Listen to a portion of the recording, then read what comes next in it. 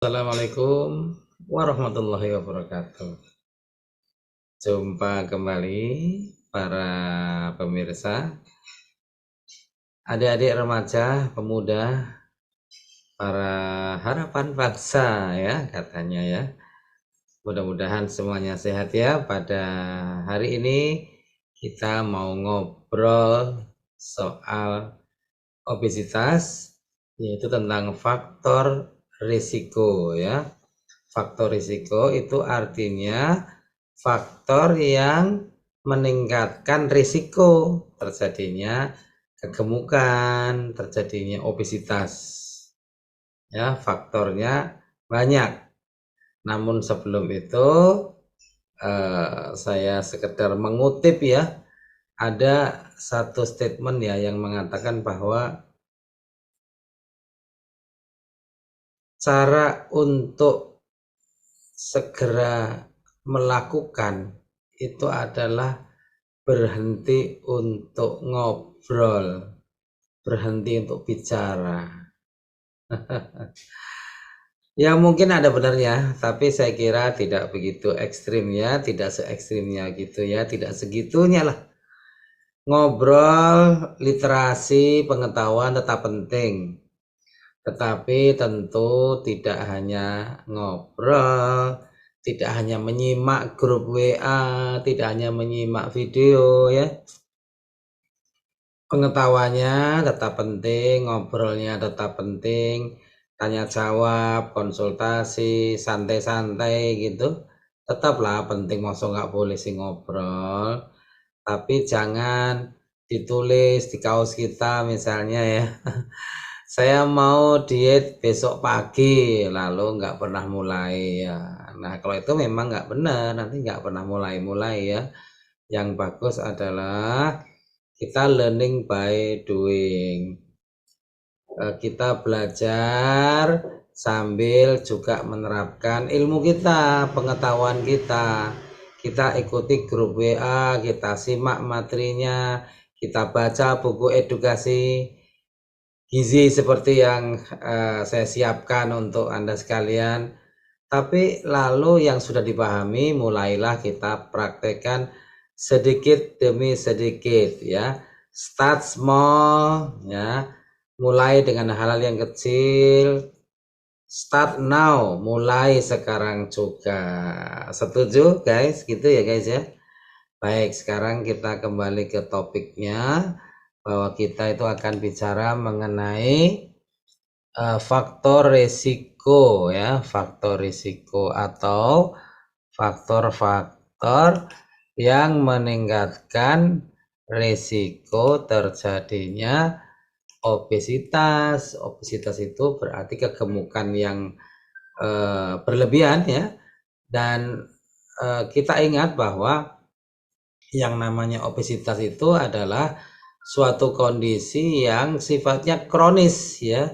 Jadi tidak tiba-tiba saja mak bedunduk tiba-tiba jadi obesitas kan ya, enggak. Mestinya semuanya terjadi secara pelan-pelan ya, pelan-pelan lalu lama-lama jadi obesitas ya. Faktornya itu banyak ya, multifaktorial ya. Yang paling kiri misalnya saya gambarkan adalah faktor biologis ya. Faktor biologis ini seringkali tidak bisa kita sesali, tidak bisa kita ubah lagi karena udah terlanjur ya. Misalnya karena memang faktor keluarga, ada keturunan ya, gemuk ya, bapak ibu kita gemuk ya, kita kan nggak bisa menyesali mengapa kita harus lahir dari keluarga yang gemuk. Nggak bisa kan.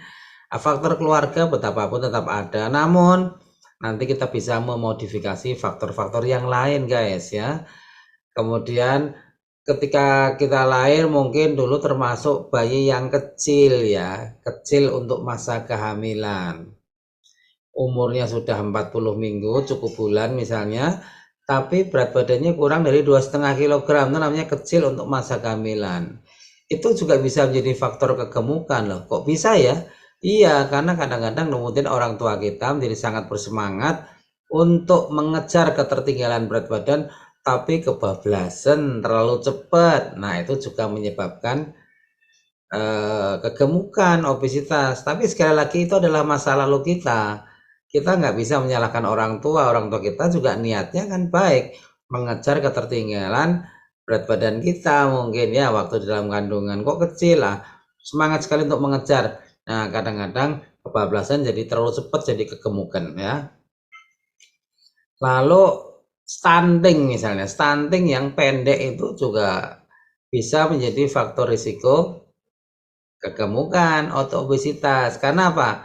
Ya karena tinggi badannya nggak nambah, sudah berhenti di situ, tapi berat badannya nambah terus. Nah, itu juga bisa menjadi faktor risiko kegemukan ya guys ya. Oleh karena itu, kita harus mencermati faktor-faktor yang seperti ini ya yang sudah lewat ya sudah nggak usah kita sesali ya. Tapi nanti kita lihat faktor-faktor risiko yang lain ya.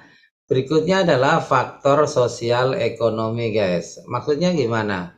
Ya misalnya faktor pendapatan keluarga ya. Ada kecenderungan kalau terlalu banyak pendapatannya lalu ditambah dengan kebiasaan kuliner yang tidak terkontrol itu juga menjadi penyebab obesitas. Jajannya terlalu sering ya.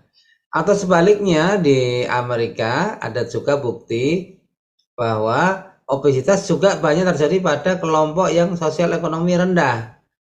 Loh kok bisa begitu? Itu terkait dengan faktor di sebelahnya nih yang namanya literasi kesehatan. Jadi dengan kemampuan sosial ekonomi yang terbatas, kemudian mereka tidak mampu atau tidak mempunyai kemampuan yang cukup untuk memilah dan memilih makanan yang dibeli.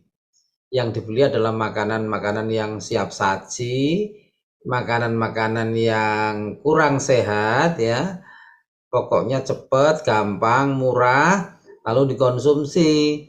Nah, maka jadilah mereka orang-orang yang mengalami kegemukan. Ya, jadi kegemukan bukan monopoli orang-orang yang sosial ekonominya tinggi, guys, tetapi justru juga menjadi problem pada orang-orang yang punya literasi kesehatan yang kurang, ya, pengetahuannya kurang, juga kemampuan keterbatasan untuk bisa memilih bahan makanan yang baik karena memang pendapatannya kurang itu bisa ya. Namun berikutnya tadi sosial ekonomi oke, pengaruh, namun juga literasi kesehatan ini guys juga penting ya. Literasi kesehatan itu tidak hanya terkait dengan persoalan sosial ekonomi yang rendah, banyak juga yang orangnya kaya, berada, tapi literasi kesehatannya rendah. Mereka tidak mau belajar, misalnya mana makanan yang baik, mana makanan yang tidak baik. Yang penting enak gitu ya kan. Yang penting lezat, senang-senang. Nah, itu faktor literasi kesehatan yang kemudian berpengaruh terhadap praktek konsumsi, praktek makan yang kurang sehat, yang kurang seimbang ya. Misalnya lagi kemauan untuk belajar nutrition fact ya dalam kemasan makanan. Dia tidak mau belajar satu kemasan itu isinya kalorinya berapa, proteinnya berapa, karbonya bagaimana, ya kan, lemaknya bagaimana ya. Padahal yang namanya makanan kemasan kebanyakan itu hati-hati faktor lemaknya banyak yang jelek ya. Kalorinya banyak yang terlalu tinggi, natriumnya banyak yang tinggi. Nah, ini ya, sehingga kita harus cermat ini. Kalau belajar nutrition fact misalnya, kita harus tahu nih, kalau satu kemasan itu sama dengan berapa porsi. Nah, satu kemasan itu berapa serving size gitu. Harap dibedakan, serving size itu sendiri, kemasan sendiri. Jadi bisa aja satu kemasan terdiri atas 5 serving size. Nah, padahal yang dibaca dikiranya satu serving size itu adalah 23 kalori. Ya, ternyata sebenarnya satu kemasan itu ada 10 serving size, berarti ada 10 kali 23 kalori dong, alias 230 kilokalori. Nah, itu yang kadang-kadang kurang disadari ya. Jadi literasi kesehatannya kurang bagus. Ya, yang sederhana banyak juga sih orang yang salah sangka, salah paham ya, misalnya bahwa sumber zat besi itu adalah bayam sayur misalnya itu kan. Itu juga karena kurang literasi kesehatan ya, mungkin karena pengaruh sering nonton film Popeye ya, dikiranya Popeye itu kalau mau kuat spinach, makannya bayam dalam kaleng itu glek glek glek glek terus kuat. Nah, itu kan karena kesalahan memahami sumber zat besi yang dikira adalah bayam. Itu contoh literasi kesehatan, literasi gizi yang tidak bagus. Nah, ini bisa kita perbaiki guys. Kita mau belajar ya. Salah satunya silakan simak buku saya Edukasi Gizi Remaja. Begitu guys ya. Yang keempat adalah karena kurang aktif nih guys ya. Faktor risiko obesitas itu karena kurang aktif ya. Kemarin misalnya pada waktu pandemi ini banyak nih yang sekolah aja dari rumah ya, cuma nonton video, nonton Zoom ya dan sebagainya.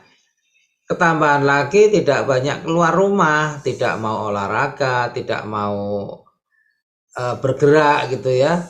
Ada yang namanya sedentary lifestyle guys ya, jadi rebahan lah kalau kayak orang bilang itu gaya hidup rebahan. Nah, banyak rebahan di tempat tidur, banyak duduk, kurang bergerak. Nah, maka itu harus dimodifikasi guys ya. Maka saya gambarkan juga selain gambar play apa namanya ini play ini ya, yang suka dimainkan anak-anak itu namanya apa itu. Nah, saya lihat gambaran juga ada gambaran yang tiduran atau duduk di sofa ya sambil makan lagi nonton TV cemilan cemal-cemil makin gendut ya kan. Nah, sebelah kirinya saya beri gambar nih olahraga sepak bola, jalan ya kan, renang ya. Apa saja bisa guys ya. Tidak harus mahal, mau gym juga boleh. Kita variasi ya guys ya. Jadi jangan sampai kita menjadi kurang aktif lagi.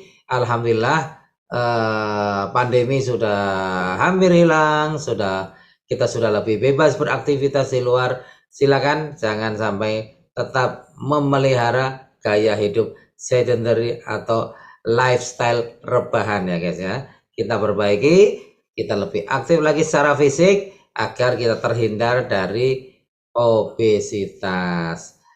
Begitu guys, selamat menyimak buku kami Edukasi Kesehatan atau Edukasi Gizi Remaja, dan juga silakan untuk memudahkan Anda menyimak bukunya, ada link pada banyak topik, ada link-linknya ke video-video ringkas seperti video sekarang ini. Silakan dinikmati ya, bukan berarti saya mengajari sedentary lagi ya.